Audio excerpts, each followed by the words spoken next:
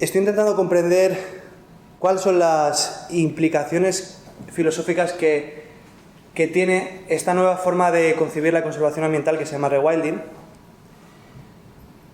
que ahora vamos a presentar qué es. Vamos a dividir la charla en 3 bloques, una para hablar de rewilding, el segundo bloque para hablar de la importancia de los mares y en el tercer caso, algo más breve, vamos a hablar de qué iniciativas de esta naturaleza se están llevando a cabo aquí, los alrededores. Preguntaba si había algún científico antes porque quería lanzar la pregunta de si alguien me puede decir para qué sirven las ciencias. ¿Qué es lo que hacen las ciencias exactamente? ¿Alguien me lo podría responder? Porque esto es algo muy curioso, ¿no? Que mucha gente tiene una carrera de científico, ¿no?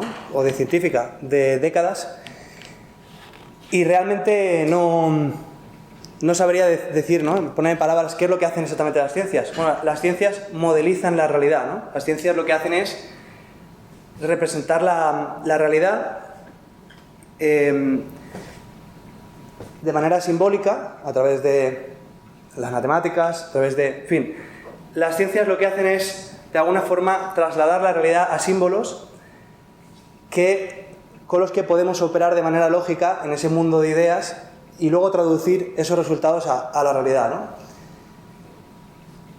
El problema de la conservación histórica, del conservacionismo histórico, es, desde mi punto de vista, y tampoco voy a hablar en nombre de todos los nuevos ecologistas dentro de la corriente rewilding que voy a definir ahora, es que al basarse en el método científico, que ha nacido encerrado en el laboratorio, ha nacido en condiciones controladas y ha nacido sobre todo incidiendo en el inductivismo, en la necesidad de conocer los casos, en definitiva, ha sido construido a través de una visión racionalista y, quiero decir, la conservación, y bajo los presupuestos de un escenario controlado, como si hablásemos de un laboratorio, ¿no? Como si los ecosistemas fuesen un laboratorio, pero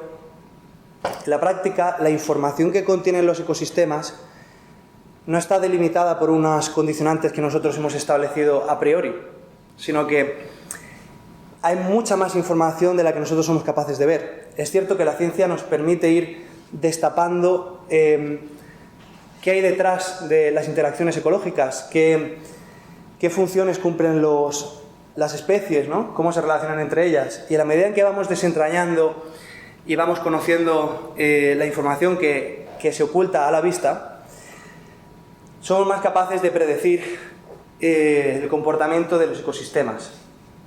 Sin embargo, hay un componente caótico en los ecosistemas, espontáneo, que produce una ordenación que nosotros no somos capaces de racionalizar o no tenemos la información suficiente como para racionalizar y comprender. De hecho, yo personalmente pienso que nunca la tendremos. Es decir, los ecosistemas son contingentes y por mucho que cerquemos la información que nos haga posible comprender y predecir su comportamiento, siempre va a haber factores que se escapen de nuestra capacidad de ver, ¿no? Entonces, he hablado del caos y del orden espontáneo de los ecosistemas. El caos es algo que a los científicos les produce mucho malestar. No saben lidiar con la existencia del caos porque les impide trabajar con el método inductivo, ¿no? Porque les impide llegar a conclusiones o a descripciones acabadas de lo que son las cosas. El sistema Tierra, sin embargo,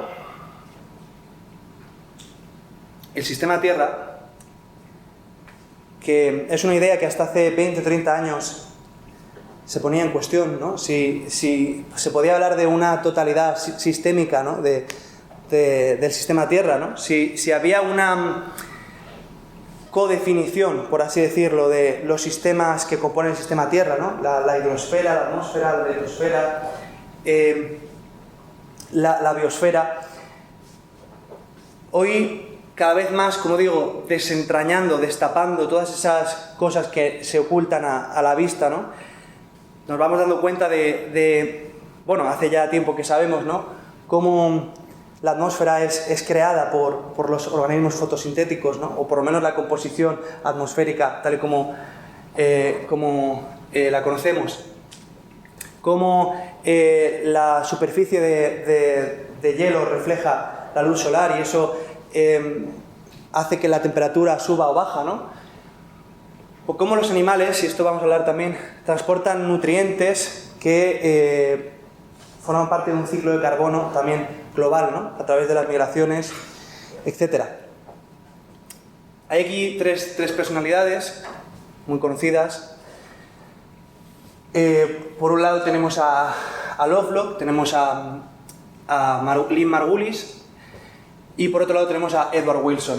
Lovelock y Margulis son reconocidos por haber postulado la hipótesis Gaia. Yo no voy a hacer una defensa aquí de esa hipótesis, porque es cierto que es controvertido asignar una escatología a la Tierra. Una escatología es un destino, diríamos, la idea de que la Tierra se dirige hacia un fin necesario.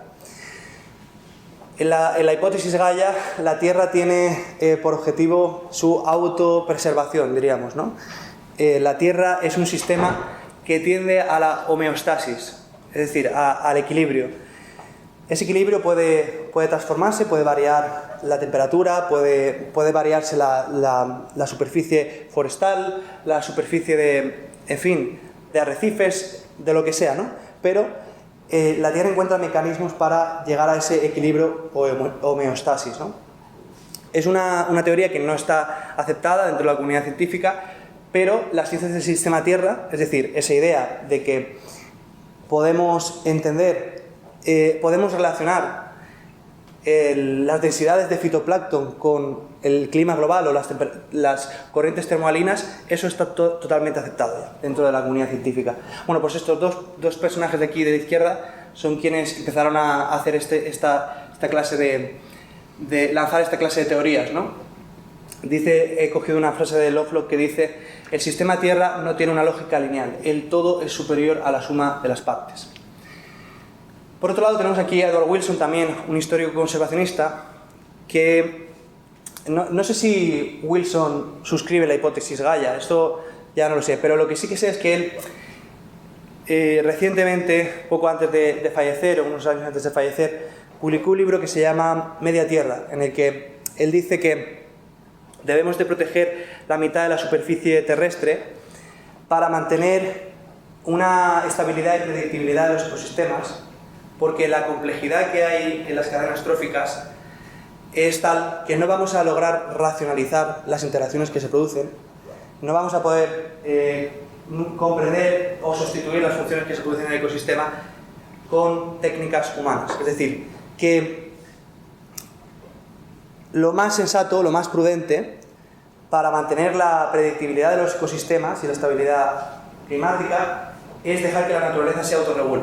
Es decir, estos autores forman parte de un proto-rewilding, por así decirlo, una creencia en que el orden espontáneo de la naturaleza, el caos ordenador, sé que suena contradictorio, pero es lo que dice, ¿no? El caos ordenador de la naturaleza guarda una información superior a la que nosotros vamos a poder racionalizar y con la que vamos a poder, trabajar con el método científico. El método científico es una creación humana que está encerrada dentro de la realidad. No puede desbordar la realidad es más compleja de lo que sabemos. Entonces, la posición de prudencia que estos conservacionistas adoptan frente a la naturaleza es la de respetar el caos ordenador de la naturaleza. Como yo he dicho, como he escrito aquí, es un verdadero culto a la naturaleza, en ese sentido, ¿no? Entonces, rewilding, que es de lo que voy a hablar hoy aquí, y y que es el tema de mi tesis doctoral. Rewilding es una corriente que no ha sustituido los métodos de la ecología, no ha sustituido, diríamos, el conocimiento científico previo, sino que enfatiza o dota de una perspectiva distinta a la forma en la que se emplean la ecología, la restauración ecológica, etc., ¿no? Incidiendo frente a una conservación racionalista previa que piensa que solo podemos tomar por cierto aquello que vemos, Rewilding dice, no es que diga que vayamos a tomar por cierto aquello que no vemos, ¿no? Eso estaría dando una charla de espiritismo, no hemos venido a eso. Pero sí que frente a aquello que no vemos debemos de ser prudentes, ¿no? Porque la naturaleza produce relaciones espontáneas, ordenadoras, y ahora vamos a ver unos cuantos ejemplos. Sobre todo, rewilding es una forma de concebir la conservación que quiere dotar de autonomía a todos esos espacios que parcial o totalmente la han perdido. Gran parte de los ecosistemas de la Tierra, bueno, de hecho el 97% de la superficie terrestre ha sufrido alguna forma de alteración. Algunos ecosistemas más que otros, desde luego. Y muchos de ellos han perdido la capacidad de autorregularse, ¿no? De alcanzar esa homeostasis al margen de nuestra intervención. En el caso del continente europeo es muy claro. Pensemos, por ejemplo, en la Albufera de Valencia, ¿no? La Albufera de Valencia, ¿qué es? Es un ecosistema natural, es un ecosistema cultural. ¿Qué pasaría si de repente en la Albufera de Valencia todas las explotaciones de los recursos tradicionales desaparecieran de golpe, ¿no? Habría disrupciones ecológicas muy grandes. La mayor parte de las especies que viven en la Albufera de Valencia dejarían de existir de manera súbita. Bien, no estoy hablando de que rewilding sea algo que deba de implementarse en la Albufera de Valencia, pero hay muchos territorios que han sido degradados o han sido intervenidos y que nosotros tenemos el conocimiento hoy para ayudar a esa renaturalización y esa, diríamos, conquista de la autonomía frente a su uso, ¿no? Aquí he puesto conservación en un mundo postnatural, porque un mundo en el cual el 97% de la superficie ha sufrido alteraciones, un mundo en el cual incluso hasta los ciclos climáticos están determinados ya por nuestra acción, es un mundo que ha perdido, diríamos, no es que la naturaleza no pueda autogestionarse, por supuesto que puede, eso es lo que tendimos a reivindicar, pero sí que para alcanzar esos nuevos estados de equilibrio, de homeostasis, las respuestas que puede tener la naturaleza no son convenientes ni para nosotros ni para los animales, para la biodiversidad en general. Voy a poner un ejemplo breve antes de seguir de esto mismo, porque aunque me he preparado la charla, luego cuando uno habla va metiendo siempre excepciones y va intentando concretar un poco más, ¿no? Si tú quitas de un ecosistema terrestre a los grandes herbívoros, la vegetación crece, se matorraliza, la vegetación combustible aumenta, y cuando hay mucha vegetación combustible, un rayo puede quemar la totalidad de esa unidad, ¿no?, forestal de la que haya, ¿no? Efectivamente, el fuego también puede crear claros de la misma forma en que lo hace un elefante. Pero no es un escenario deseable un mundo en el cual los ecosistemas estén desregulados hasta el punto de que esos condicionantes ambientales que regulan, ¿no?, que producen esa homeostasis sean tan drásticos, ¿no? Es mucho mejor para todos, humanos y no humanos, que eso no suceda, ¿no? Entonces, puntualizo esto para seguir, porque evidentemente la naturaleza no necesita que la gestionemos, que eso es otro de los vicios de la conservación clásica, que tiende a pensar que nosotros debemos racionalizar y controlar todo, la naturaleza. Bien, lo cierto es que muchos ecologistas, cuando yo hablo de estos asuntos, o otras personas que están dentro de esta corriente de conservacionismo, preguntan, pero no es jugar a ser dioses, ¿no? Antes lo hablaba con Julio, creo, ¿no? No es jugar a ser dioses y ponerse a renaturalizar, ¿no? A favorecer que la Tierra tenga más biodiversidad o reintroducir los animales y que era destrozar el 97% de la superficie terrestre. Eso no era jugar a ser dioses. Eso era jugar a ser Thanatos, ¿no? Thanos. El de los... Bueno, no solo ya... El personaje de Marvel, más que el dios grecorromano. No sé si era griego o latino, pero bueno, ya me entendéis. El tema es que plantearse, ¿no? Si tiene sentido o no tomar cartas en el asunto para favorecer la recuperación de la biodiversidad, porque eso implica jugar a ser dioses cuando permanecemos inmóviles, ¿no? Ante la degradación del entorno, pues es cuanto menos contradictorio. El ser humano, dentro de la narrativa ecologista, es visto como una plaga o incluso como el cáncer de la Tierra, ¿no? Y yo creo que el ser humano puede dejar de ser el cáncer de la Tierra, puede dejar de ser una plaga. Y creo que es mucho más sugerente y mucho más atractivo para la gente un conservacionismo que deja de incidir en ese discurso tan, a veces, ¿cómo decir?, movido por sensaciones negativas o que tienen una base, desde luego, desde mi punto de vista, inoperante, ¿no? Que llama a la inmovilidad más que a la acción. La acción es afirmativa siempre. Para ser afirmativo es importante, desde mi punto de vista, tampoco me quiero meter en berenjenales que luego ven este vídeo en YouTube y tengo todos los ecologistas ahí poniéndome a caldo, pero desde mi punto de vista es mucho mejor ofrecer soluciones, ¿no?